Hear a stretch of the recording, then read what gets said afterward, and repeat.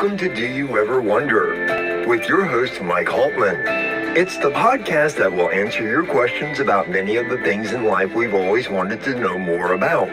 Our guests, experts in their chosen field, will enlighten us about subjects ranging from real estate, business, career, science, philanthropy, and much more.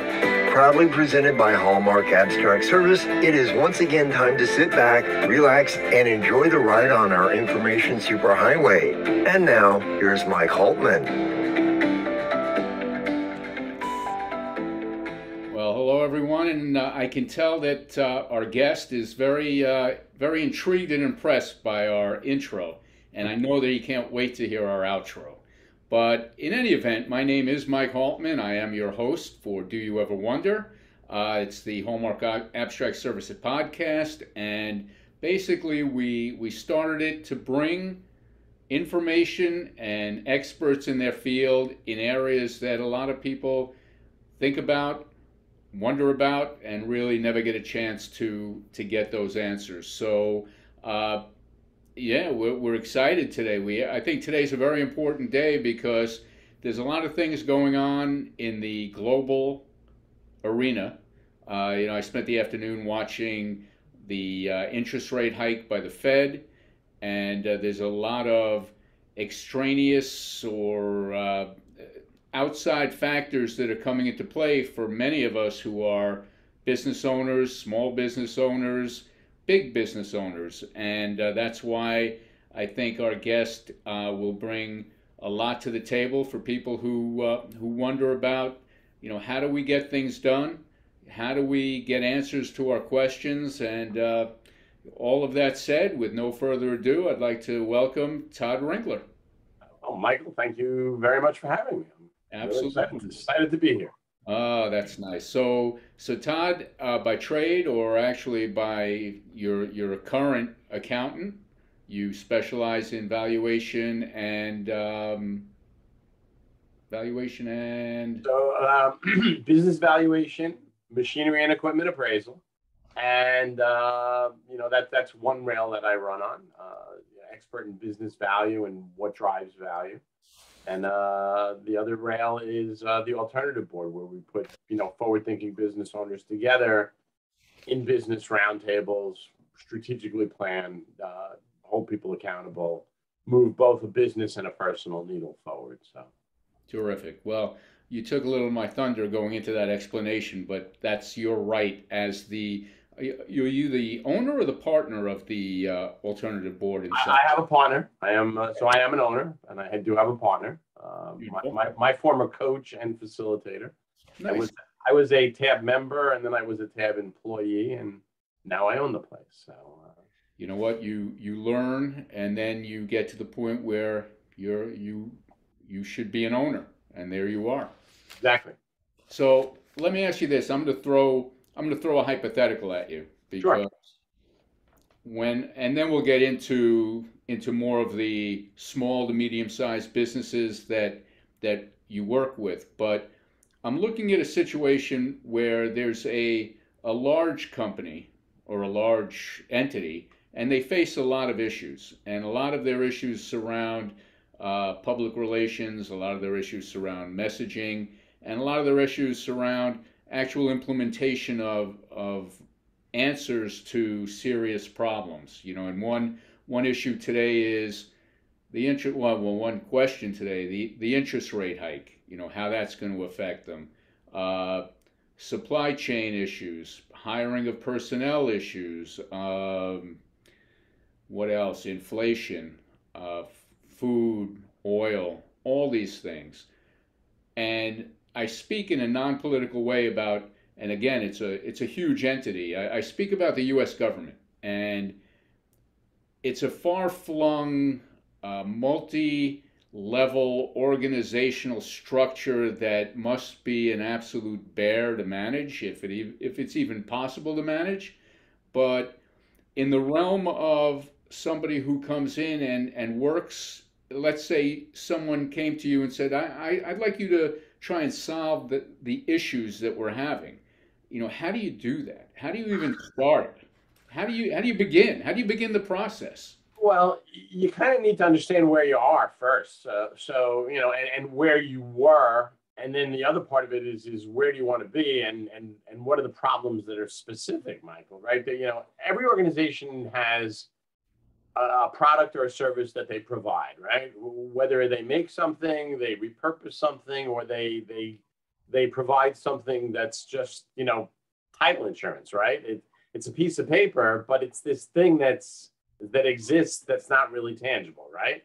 Correct. So the business issues are different for everyone, but you go in by understanding where you are and then analyzing where you want to be. And the problems are obviously, like the bear government you're talking about, are multifaceted, but where does the problem or the underlying cause of the problem come from? And is it a problem that's not insurmountable, but you kind of do it from where you want to go, going backwards, and strategically try to move forward through those things?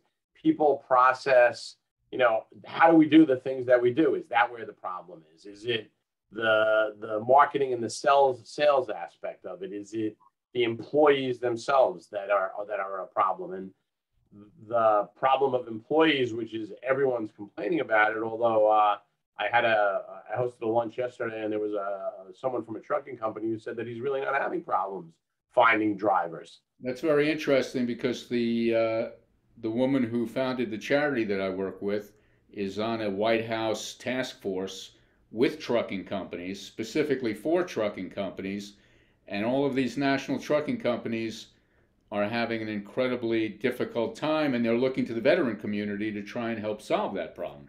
That's the longer haul truckers. Yeah, absolutely. There is a shortage of them. This is one of those last mile people. Okay. And he's got no problem. He said he has more work than he can handle with Sure. the way the world has changed. So that's interesting. So is that the I've spoken to people who have, I guess it's not a franchise, have a territory for Amazon. Mm-hmm. That type of last mile. Yeah, something similar. Yeah, he does that. He does some other things, some stuff specific to the gym industry, delivering and moving gym equipment as well. So he's got a couple of different lines of businesses, but a lot of that last mile stuff. And he said he's got more people than he needs, and no problems. And I was like, really? And everybody at the table was kind of shocked. But he said it's a different work ethic. It's a 40-hour work week. It's not the long haul truckers. Long haul trucking is just one component in the whole supply chain issue. Absolutely. So I have a friend who owns the middleman. He works with the end, where you're going to deliver them to, and then he works with the trucking companies that the end user hires, and right. And those aren't necessarily long haul, but he's having trouble. So I'm wondering, maybe the guy at the table is paying a big nut. He could be, maybe he's paying a little bit more. Maybe he's got a good organization. People leave businesses and leave organizations because of their bosses more than anything else, right? So, maybe he's doing something right there. Well, it's funny you say that, because we seem to talk in some of the same circles, because I was talking to somebody, we were having a conversation just yesterday about why people, I was at a networking event for a technology company, and I was talking to a new hire, and she's like, man, the corporate culture here is phenomenal. And, we got to talking about it, and, it's true when you look at what drives people to stay at a company, money is usually not necessarily one of them. It's appreciation, it's culture, it's all those things. The ability to contribute, being recognized for contributing, being part of a team, being part of something where we actually know where we're going, which goes back to, in an organization that has problems, do you have goals, or are you just specifically getting up and doing the same thing every day and expecting a different result? We always talk about quarterly planning, we talk about annual planning, and we kind of take the annual plan and go backwards. And we spend 2 days putting together an annual plan. My partner and I go away every September, last weekend every September, and we spend a good, 14 hours, 16 hours, sometimes over 3 or 4 days, planning what we're going to do for the year. What changes are we going to do? How are we going to innovate? Wow. What are we going to do for our marketing? And what is our spend going to be? What's our budgets? All of those things. And if you're not thinking about where you want to go, and then what key performance indicators you have to meet How are you going to to get to those things, right? So then it's what you're thinking, where we want to go, how you're feeling, and what you're doing are going to get you those results, right? Well, so we're gonna have to agree that the hypothetical I gave you is an insurmountable one, and that that level of dysfunction is just something that we cannot solve. I don't see it. Well, cut the government in half, term limits. If we want to really talk about politics, You know what? I would listen. I would love to talk about politics, but my wife always tells me don't talk about politics. No, but I think it should be. I think there should be term limits in Congress. If the president has term limits, why don't the Congress? 100%. You know what? When you start your term starting to raise money for your next term, then there's something fundamentally wrong. But well, let's get off politics. Yeah. Next thing you know, you're going to want to drag me into a conversation about religion. No, that's okay. As long as you're kind, it doesn't matter. And I think all religions, at the end of the day, unless you want to bastardize them, say be kind, treat people the way you want to be treated. So, Yeah. Okay. You know what? I cannot disagree with that. all right. I cannot disagree. So let's get to the alternative board. So I've known of the alternative board. I know of some of your competitors as well. Mhm. And basically, for my overall understanding of what you do is it's really for companies that don't have the size and the breadth and the bandwidth to have a board, and owners and presidents are kind of out there hanging, making decisions, but don't really have a sounding board. And that's a very good analogy, Michael, without a doubt. I had a former member come back to me recently, and he's like, I got to get out of my ecosystem. He goes, my people are telling me the same stuff that I'm saying. And I'm like, there's no challenge. Okay, Todd, this podcast is rated PG-13, so Okay. it's okay. Well, I didn't want to get bleeped. That's all. No worries. I So he had to get out of his ecosystem, meaning he had to get out of the area of business that he was focused on. Well, no, in as far as his internal team, right? So the CFO, the head of sales, the VP of sales, the VP of production, his partner, the person who was in charge of customer service, the leadership team, he would come up with something and want to be challenged, and they just stop challenging him, and he's like, I can't be right all the time.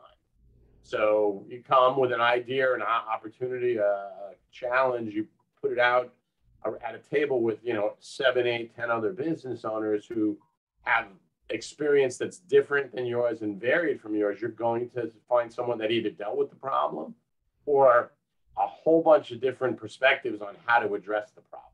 Right. So the guy you spoke about first, the people that may have challenged him 2 years ago, now they're just yes men and women. Exactly. Yeah. Which helps nobody. Right. Exactly. And yeah, the again, that roundtable discussion is just one part of it. That 4 hours once a month is powerful, but there's also that whole strategic planning piece of it and the accountability piece, because every month we talk about what are you going to accomplish in the next 30 days and the next 90 days to get to that. What's your annual goals, right? Because when we set those annual goals, we break them down quarterly and then, even monthly and weekly. And if you want to be even more specific and get into time management, it's if you are the person responsible for X, what are your tasks and activities that you need to do every day consistently to produce the results you want? So how do the way it sounds is if you're sitting around the table for 4 hours with 5 or 10 other people in companies similar to yours, that you need to respect them, you need to trust them.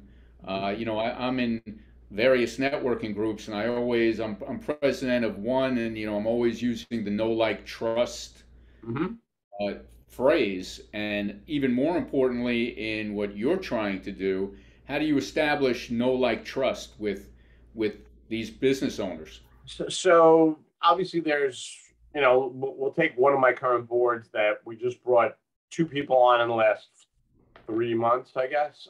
So there was a core. This board now has 9 people on it.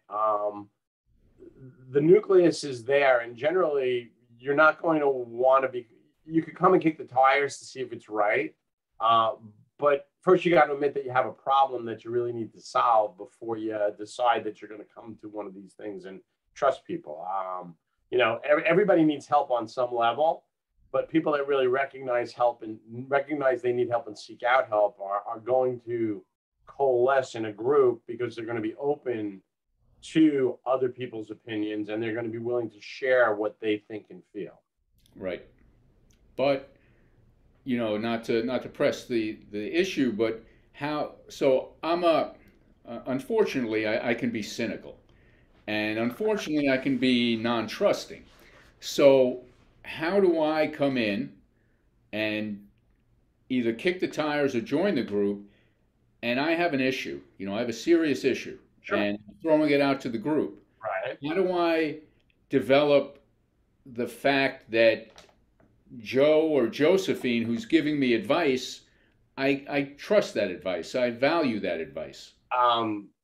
Generally, the conversation will get to a point where you'll get a lot of different advice, and the question will be, what are you going to do about it?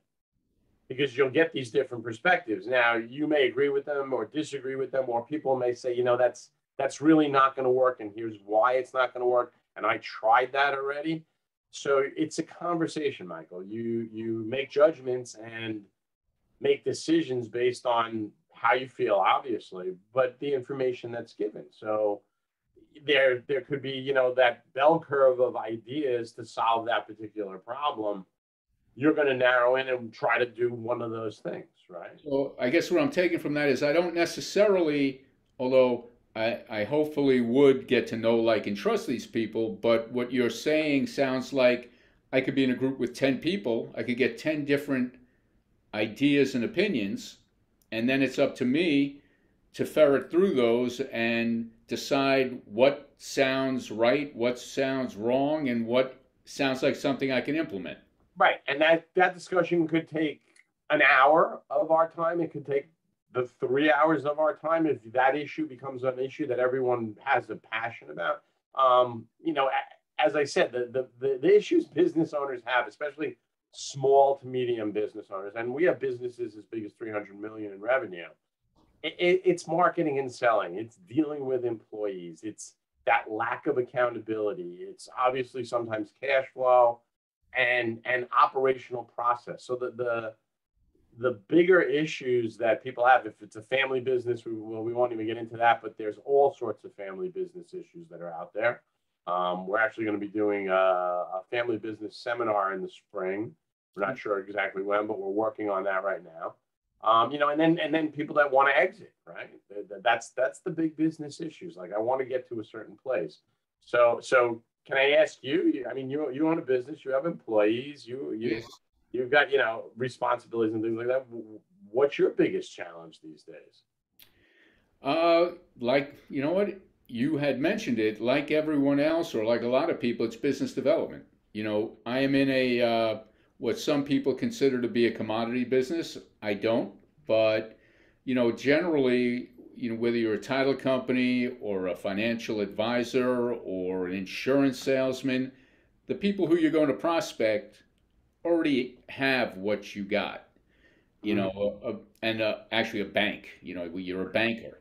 So how do you get somebody to change? The general way of thinking for me.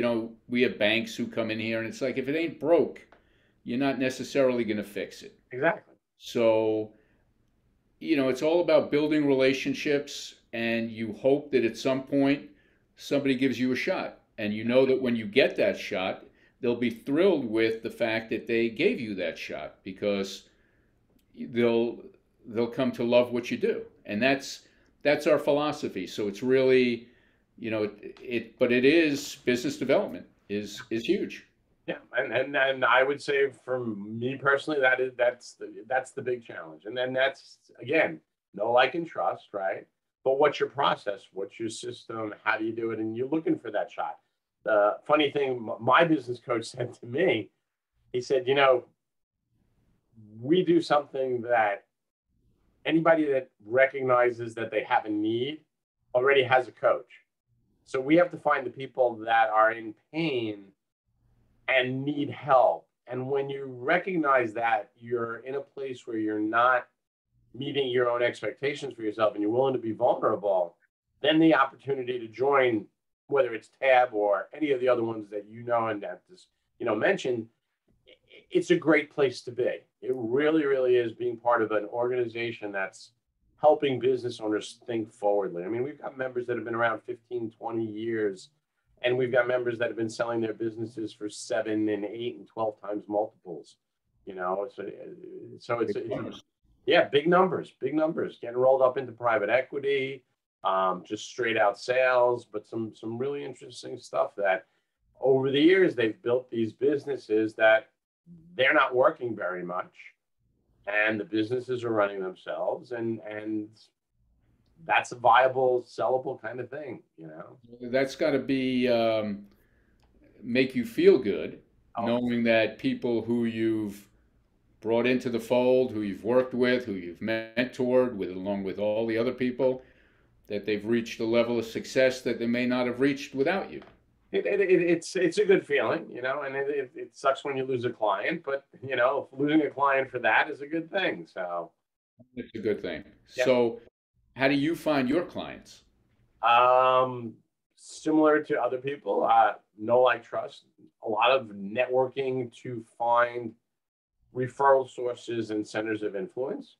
And then we've been doing some things on LinkedIn in terms of connecting with people and developing dialogues and inviting them to my lunches. Referrals are obviously the best opportunity to get to get introduced to people that have that pain, that need the help, and are willing to be open-minded about it.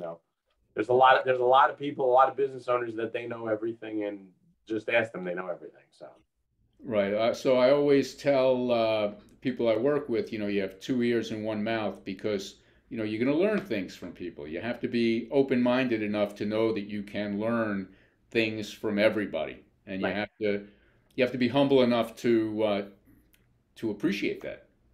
Exactly. No question. And Exactly. I was so I'm in a kind of a unique networking group. It's not, scratch that. It's not called a networking group. It's more based on social capital. But and yesterday we were having a lunch with my specific group within that group, and there were probably 20 people there.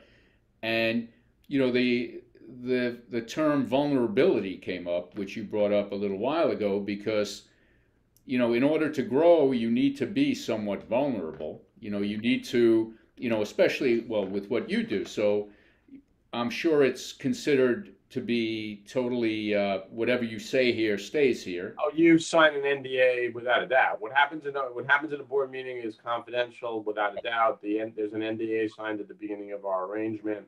To the point that it's kind of funny, because one of my partner's clients was talking to me about something that was going on that he thought I knew about. And I looked at him and I said, James, I said, I have no idea what you're talking about. He goes, don't you know about better than I was like, I do now. But that's when your wife says, she says, they told me not to say anything. And, your daughter said not to tell you. but My that's daughter told me not to tell her. And right. Yeah. But in our meetings, it's she that we take it that far that unless I really have an issue with the client and she can help, there's no point in sharing the issues that are going on. We're working, and it is it's an NDA issue. So That's great. And you know what? If that trust is broken, then you lose everything. Right. Sure. That plus the fact that as a CPA, I owned a CPA firm for a long time.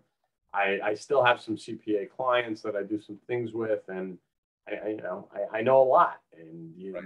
you can't say anything. So Exactly. Loose lips, loose ships. Right. But so in this lunch yesterday, people talked about things that were not your typical surface level networking banter. It sounds like an interesting group. Very interesting. It is. Offline, I want to learn more. Absolutely, absolutely. But yeah, no, it's all good. So now, how do you put your businesses together? Is it purely by revenue, or do you try and put people in somewhat similar industries together? No, actually, diversity. We find that diversity works better. Generally, non-competing businesses. If there's a conflict, the person that's obviously the member gets the either yeah or no. Sometimes they're like, yeah, it doesn't matter. Other times it's like, no way, I don't want this person knowing my stuff. And we kind of stratify them a couple of different ways. Solopreneurs, are one kind of thing. Businesses with, a certain revenue level or a certain number of employees, and generally there's a correlation depending upon whether they're a service business or not, as the number of employees and the revenues.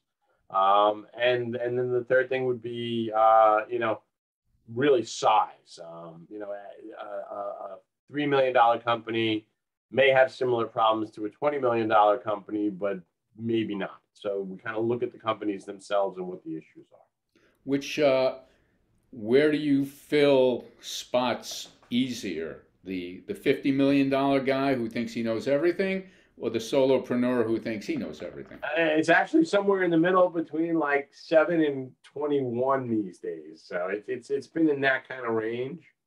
There's resources to make the investment in both time and money, because you got to this certain place over a period of time. It's not going to turn around, too quickly. Of course. And then to be accountable and to be willing to change. Those are really the four requirements. Willingness to change is as we get older, people change less and less. So willingness to change is a virtue. I could be contrarian on that, because I find as I'm getting older, I'm like so much more chill than I ever was when I was younger. So That's much great. more. That's Just more relaxed. Even my coach even said, he goes, you're pretty relaxed for everything that's going on. well, you know what? It's a good way to be. Now, in terms of the economy, inflationary time or recessionary times, do they help you or hurt you? From my understanding, is a lot of people are going to try to go into business or to become solopreneurs if this is going to track like 2008. If we want to talk about that kind of thing, and it's probably going to be good for us. Okay. From the tab side, definitely, without a doubt. Well, I mean, but it's not so. The cost, does it scale from a solopreneur to Sure. Yeah, absolutely. Yeah, there's a sliding scale of the investment. There isn't a cost; it's an investment. Of course. You know what? Touche. No, that's 100%. Look, you're investing in yourself. No, you're 100. I stand corrected. You're 100% right. It is an investment. We tend to look at things as cost centers, when in reality it's more like a help center. Well, I like that. That's actually a good way to put it. But is it an expense or is it an investment, right? That's kind of the question today. And some things are expenses. Fuel is an expense. You're not going to get Of away. course, ink for your copier is an expense, but Yeah, but if you can solve a business problem, then that is not an expense. right. That's gold. Well, that's what it is. Or just even, look, I know it's you and Linda, but who does she talk to and who do you talk to about your business problems besides each other? Because, at the dinner table is not really the time to be talking about the business. So how do you do that, right? And a lot of business owners, it's lonely at the top. You got to find someone that you can talk to, that you can trust. So how does that happen? But some people choose not to do that, and I don't think that they grow as much. That's all. Well, how many businesses are within your tab? We've got 37, 38, something like that right now. And Nassau County has how many? Probably the same, maybe a little bit more. Don't really know him. No. So I mean, in terms of, and then there are a couple of competitors of yours, but if you take the amount of people who look for those solutions, it's a minuscule percentage of the. If I could have 1% of the businesses or a 0.5% of the businesses in Suffolk County, Great. I wouldn't know what to do with myself. So now a company like Sandler, is that a competitor or is that like a potential partner? No, that's totally a partner. Specifically Sandler and Hop Hog, which is Sandler legend, Rich Isaac and Rob Fishman. Yeah, Rob Fishman was actually a TAB member for many years. He's a TAB facilitator. Rob's a great guy. Yes, he is. Without a doubt. And I actually became friendly with a woman who worked with him, Lee Schuckman. Lee is great also, yeah. Yeah, good people. You know what? Zuma payroll now. So yeah, the world's a small place, isn't it? Yeah, but it's, it's all about connecting with good people. Yes, Mike, without a doubt. Which is why I'm glad that you were able to come on today. Yeah, this was great. It's a lot of fun. Absolutely, and it's amazing how fast the time goes. It's pretty crazy, isn't it? Yeah. But you know what that means? The outtake or what's it called? Time for the outro. Yeah. Oh, wait. So before we go to the outro, if somebody wanted to reach you, how do they do that? Todd R at TABNY. Google me and I show up. I'm Todd B. Ringler. There's 4 other Todd Ringlers in this country. Four that are on the internet. All right, I'll put it that way. But one's like a professor of geology or something, and other guys works for a company up in Boston. It's interesting because I have Todd Ringler at Gmail, and I get sometimes Todd Ringler 2, Todd Ringler 3. It's like, dude, this is yours. But upon closer inspection, no one's going to confuse you with the other Todd Ringlers. I don't think so. All right, good. And what about your website? TABNY.com. All right, simple enough. TABNY, yeah. Simple enough. Well, listen, Todd, it was really a pleasure. I'm glad you came on. Maybe if, depending on how the direction things go, perhaps we should revisit in a couple of months. Okay. To see where things are at. All right. Maybe if you have any suggestions for fixing that big company we started with, let me know and I'll pass it along. Yeah, and I could pass it along too, but who are you going to pass it along to? It's true. Nobody cares. A politician or a bureaucrat. So. It's time, Todd. It's time for the outro. There we go. Thanks for listening to Do You Ever Wonder? And if there's a subject that's always been on your mind, let us know. We hope you'll join us next time for the show that answers your questions. And please like and share this episode with your friends and on your social media. See you next time.